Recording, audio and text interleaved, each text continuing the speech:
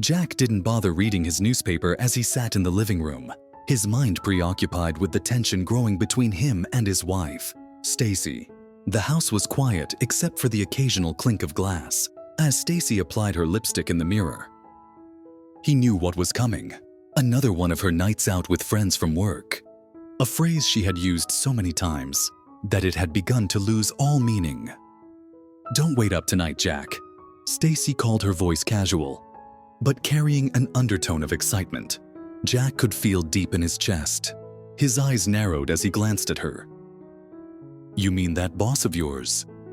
His words were measured, but the suspicion in his tone was undeniable.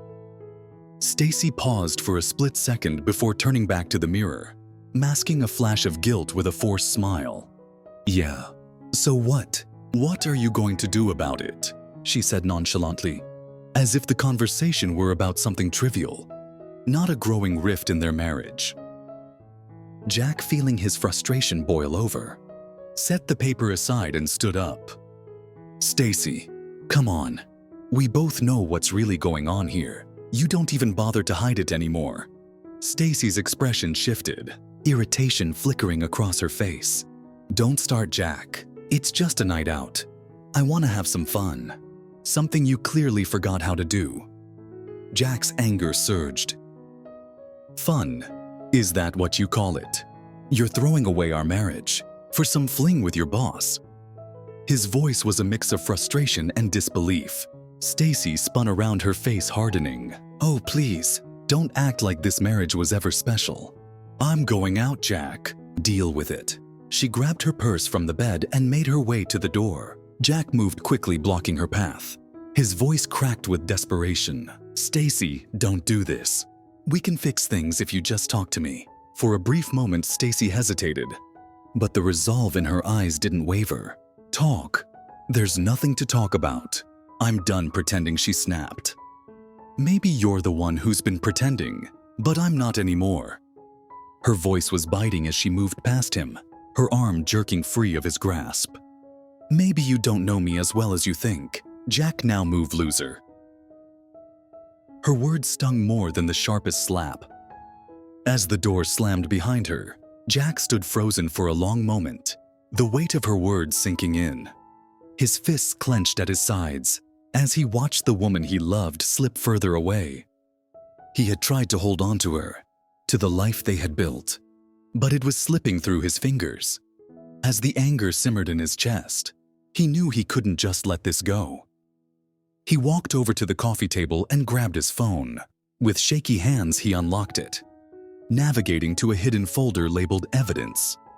Inside, there were weeks of pictures, texts and videos, proof of Stacy's betrayal. He had tried to ignore it, to convince himself it didn't matter, but now staring at the images on the screen, Jack knew that confrontation wouldn't be enough anymore. Not now.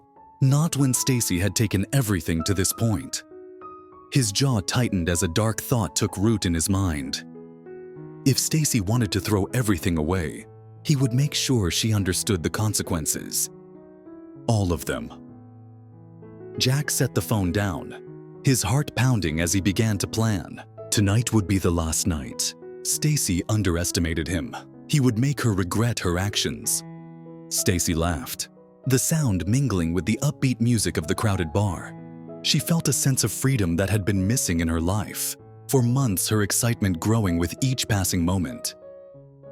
The tension of her marriage seemed so far away as she leaned into Damien, her boss, who whispered in her ear, "You're too good for that loser husband of yours, Stacy." She felt the heat of his breath on her neck, his hand resting possessively on her thigh, and she couldn't help but smile. Maybe Damien was right. Maybe she had been wasting her time. She leaned in, her lips brushing his ear. "You're right. It's about time I started thinking about what I really want." Damien grinned, his eyes dark with desire. "And what do you want, Stacy?" With a slow, deliberate movement, she whispered, "I want to live a little. I want to have fun with you and your Big Johnson." Damien didn't need any more encouragement. He closed the distance between them, kissing her hungrily, Stacy kissed him back with equal fervor, her hands tangling in his hair. In that moment, she felt nothing but contempt for Jack and their failing marriage. Damien was everything Jack wasn't: exciting, dangerous, unpredictable. They left the bar together, stumbling into the night with laughter as they hailed a cab. The city lights blurred outside. As they made their way to Damien's sleek apartment, it was modern and clean. Everything Jack's house wasn't. Stacy barely made it through the door before Damien was on her again, his hands roaming over her body, his lips trailing down her neck. She responded eagerly, her mind clouded by the excitement of it all. Their clothes came off in a frenzy, and soon they tumbled onto the couch. Stacy's heart raced in her chest, a mixture of excitement and fear. She knew she was crossing a line, one that couldn't be uncrossed, but she didn't care. The thrill of the moment overpowered all the doubts. She was finally feeling something again, something that wasn't tied to the monotony of her marriage. But as Damien's hands moved over her, a small voice in the back of her mind whispered a warning. She was playing a dangerous game, one that could destroy everything she had built. But in that moment, the voice was drowned out by Damien's touch and the intoxicating thrill of stepping over the edge. When it was over, they lay tangled together, the room quiet except for their ragged breathing. Stacy stared up at the ceiling, the reality of what she had done slowly sinking in. She had taken it as far as she could, and there was no going back now. Damien shifted beside her, pulling her close. "Stay the night," he whispered, trailing his hand lazily down her arm. Stacy hesitated. The weight of her actions settled heavily on her chest. "I can't," she said, untangling herself from his embrace. "I need to go." Damien frowned but didn't press her. "All right, but you know where to find me." Stacy dressed quickly, the exhilaration of the night fading. As she stepped out into the cool air, the consequences of her choices loomed large in her mind. The thrill was gone, replaced by a gnawing sense of dread. She knew she had crossed a line, and that line couldn't be undone. When she returned home, the silence of the house hit her like a brick wall. There was no warmth, no comforting presence. It was empty cold. She stepped inside. The sound of her keys clinking on the table echoed through the silence. "Jack," she called, her voice cracking slightly. The house was eerily still. She moved into the living room, her steps faltering as she took in the sight. The room, once filled with the things she loved, was stripped bare. Her heart sank as she stared in disbelief at the missing rugs, the designer bags, the paintings she had chosen with care. Everything was gone. Her eyes darted around the room, landing on the coffee table. There, amidst the dust of her missing belongings, was a torn-up marriage certificate and a wedding ring, shattered into pieces. She reached for the note lying next to it, her hands trembling. The handwriting was unmistakably Jack's, jagged, filled with anger. "You lost everything in one night. Tomorrow your life and his will change forever." A cold shiver ran down Stacy's spine as she read the words. Panic gripped her heart. What had Jack done? What was he planning? She raced upstairs, calling Jack's name in frantic desperation. The house was silent, too silent. She threw open the bedroom door, expecting to find him packing or at least waiting to confront her. But the room was empty. His side of the closet was cleared out, the drawers gaping open. Jack was gone, leaving behind only the ominous note. Stacy sank to the floor, her breath coming in shallow gasps as the weight of the situation pressed down on her. Jack had planned something worse than she could have imagined. Stacy's mind raced as she sat in the empty bedroom, the silence growing unbearable. Her thoughts kept circling back to the same question. What was Jack planning? She had spent the night out with Damien, living in the thrill of betrayal. But now she was confronted with the harsh reality of her actions. She had crossed a line that could never be erased. And Jack had always been the kind of man who believed in respect, loyalty, and trust. He wouldn't just let her walk away from this.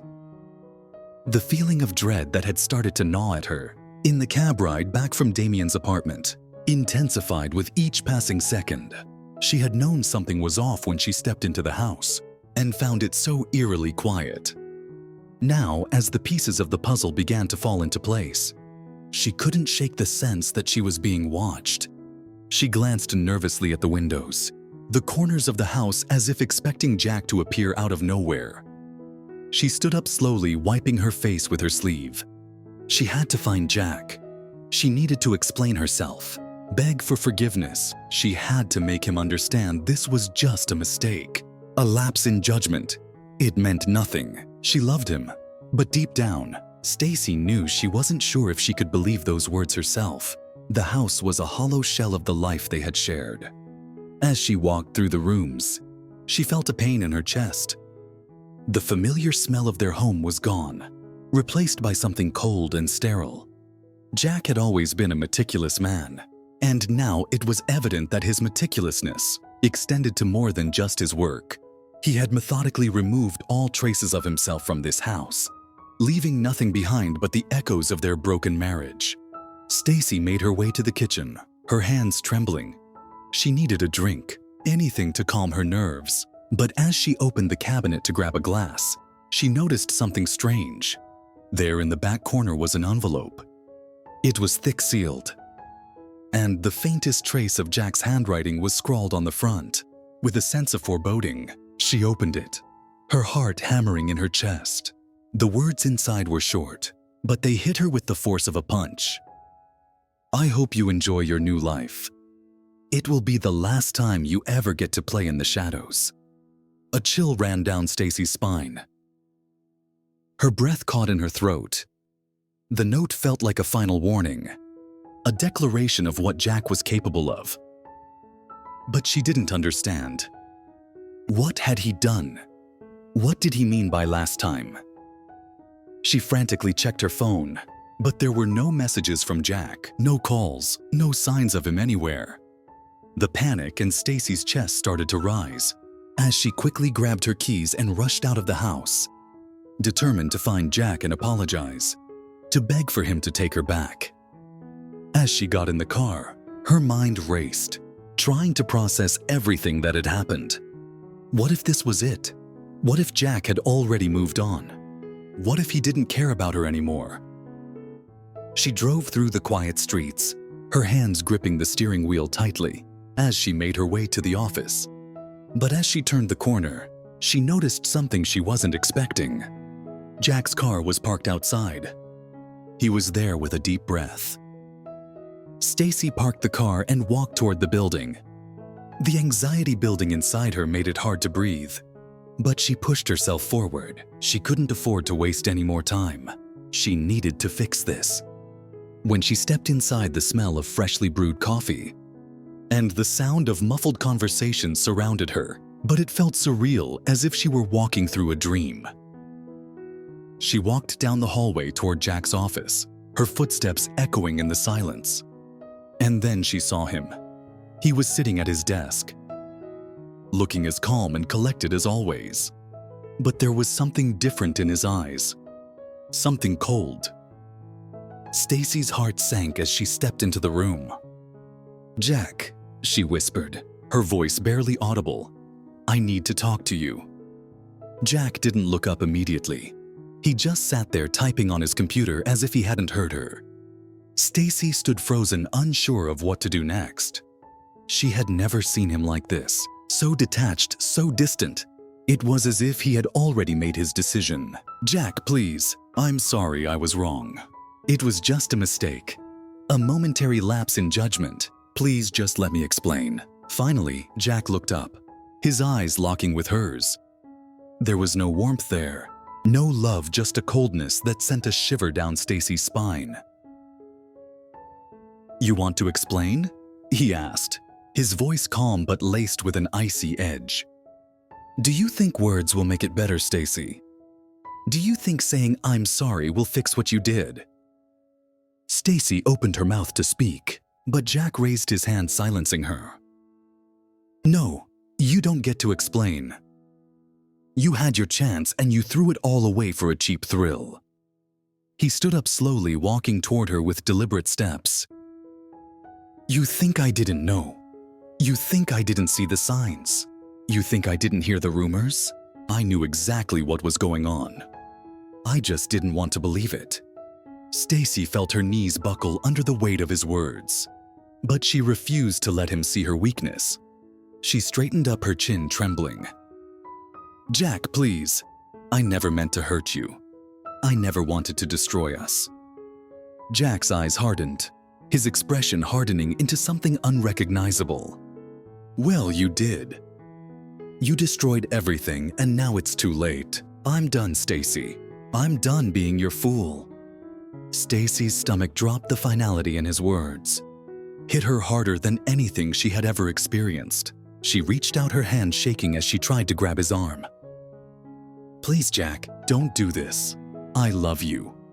You're the only one I've ever wanted. Jack pulled away from her grasp, his face hardening with anger. You love me. You've loved me for years, yet you still chose to betray me. You think love is enough to fix this. You think you can walk back in here and tell me that, after everything you've done. Stacy stood there, her breath coming in short gasps. The silence between them was deafening.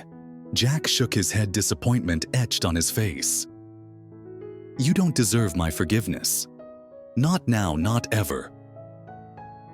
His words cut through her like a knife, and for the first time in their marriage, Stacy felt like a stranger in her own life.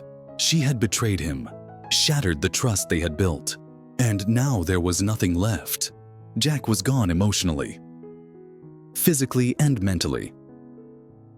You should leave, Jack said coldly. Don't bother trying to make this right. It's already over. Stacy stood frozen, unable to move. Unable to speak, she felt her world collapsing around her, the weight of her mistake suffocating her. As Jack turned his back on her, she realized there was nothing left to fix. She had already lost him, and there was no going back. Outside, the world was still spinning. But in her heart, everything had come to a crashing halt. Jack was done with her, and there was nothing she could do to change that. All she had left was the emptiness of the house, and the echoes of a life that could never be restored.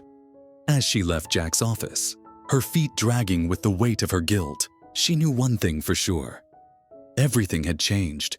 She couldn't go back to who she was. And the life she had built with Jack was gone. All that was left was the aftermath of betrayal.